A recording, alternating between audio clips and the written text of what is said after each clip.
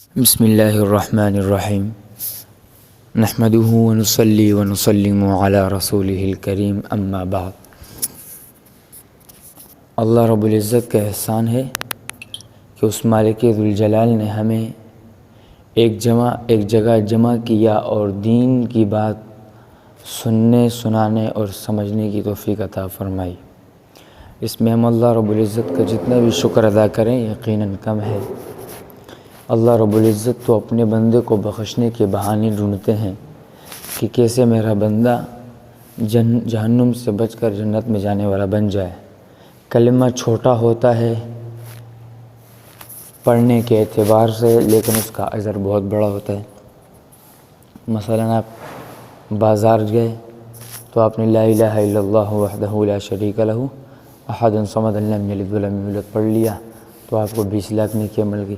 چوتھا کلمہ پڑھ لیا اور جناب یہ ہے کہ 10 لاکھ نیکیاں مل گئی۔ تو یہ کیوں ہوتا ہے؟ یہ اس وجہ سے ہوتا ہے کہ اللہ رب العزت اپنے بندے کو بخشنے کے بہانے ڈھونڈتے ہیں کہ کیسے میرا بندہ جہنم سے بچ کر جنت میں جانے والا بن جائے۔ تو ہم بھی یہ کوشش کریں کہ ہم بھی کیسے جہنم سے بچ کر جنت میں جانے والے بن جائیں۔ میرے بھائیو، جہنم کا جو ایندھن ہوگا، جہنم کے جو پلر ہوں گے، جہنم میں جو پتھر ہوں گے، جہنم میں جو ہوگا، یہ سب کچھ آگ کا ہوگا، اس میں کوئی شک نہیں ہے۔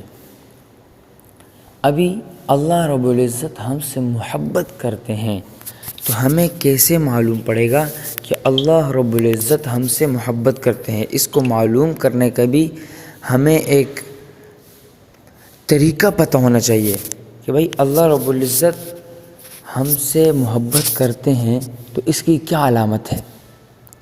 اس کی علامت یہ ہے کہ اللہ رب العزت آپ کو نیک کاموں کی توفیق دیں گے۔ اللہ رب العزت آپ کو اپنے گھر میں بار بار بلائیں گے۔ اللہ رب العزت آپ کو اپنے سامنے جھکنے کی توفیق عطا فرمائیں گے۔ اللہ رب العزت آپ کو اچھے کام کرنے کی توفیق عطا فرمائیں گے۔ اللہ رب العزت آپ کو اچھی مجالس، دینی مجالس میں جانے کی توفیق عطا فرمائیں گے۔ یہ میرے اللہ پھر اسی طرح کرتے ہیں جس سے محبت کرتے ہیں۔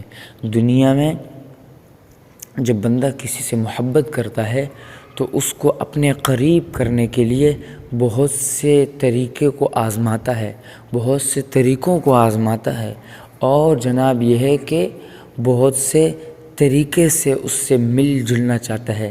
جب کسی سے محبت کرتا ہے انسان تو بار بار اس سے ملنے کو جی چاہتا ہے، بار بار اس سے بات کرنے کو جی چاہتا ہے۔ وہ چاہتا ہے کہ یہ بار بار میرے پاس آئے، کسی نہ کسی بہانے سے آئے، میں اس سے مل لوں، میں اس سے بات کر لوں۔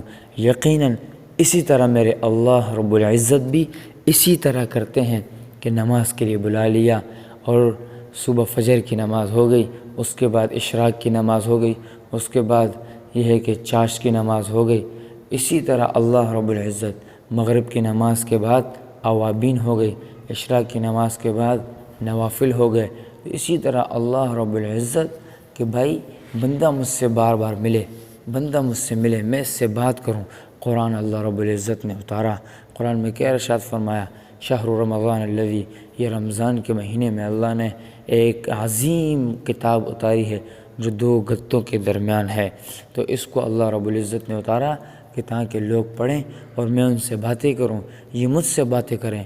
دنیا کی ہر کتاب کو پڑھنے کے بعد انسان کا دل بھر جاتا ہے، کبھی پڑھتا ہے کبھی نہیں، لیکن واحد قرآن مجید ایسی کتاب ہے کہ جس کو پڑھنے کے بعد انسان کا جی نہیں بھرتا، بلکہ اور چاہتا ہے میں اور زیادہ پڑھوں، اور قرآن کے ساتھ دل لگاتا ہے۔ تو یہ قرآن ایک ایسی کتاب ہے کہ جس کے اندر ہر بیماری کا علاج، قرآن ایک ایسی کتاب ہے کہ جس کے اندر ہر مسئلے کا حل، قرآن میں کسی کا کوئی اختلاف نہیں ہے، کسی کا۔ تو یہ میرے اللہ رب العزت نے قرآن جیسی ایک عظیم کتاب اتاری ہے، اور جب اللہ رب العزت ہم سے محبت کرتے ہیں تو ہمیں اچھے کام کرنے کی توفیق دیتے ہیں۔ اللہ رب العزت جب ہم سے محبت کرتے ہیں تو ہمیں اپنے قریب کرنے کی توفیق دیتے ہیں، اور جو بندہ اللہ کے قریب ہو گیا تو جناب اس کے تو مزے ہی مزے۔ آج دنیا میں کسی بڑے افسر کے ساتھ کسی کا کوئی کانٹیکٹ ہو جائے، یا پھر یہ ہے کہ دوستی یاری ہو جائے، تعلق بن جائے، تو وہ خوش ہوتا ہے کہ یار میرے اس بندے کے ساتھ تعلق بن گئے۔ تو سوچو اس بندے کا کیا عالم ہوگا جس کا رب ذوالجلال کے ساتھ تعلق بن گیا ہے۔ اس لیے ہم کوشش کریں کہ ہم اللہ سے محبت کریں، اور جب اللہ ہمیں ان اعمال کی توفیق دے، ہمیں اللہ کے راستے میں نکلنے کی اللہ توفیق دے، تو پھر ہمیں شکر ادا کرنا چاہیے، اور ہمیں معلوم ہونا چاہیے کہ اللہ رب العزت ہم سے محبت کر رہے ہیں۔ وما علینا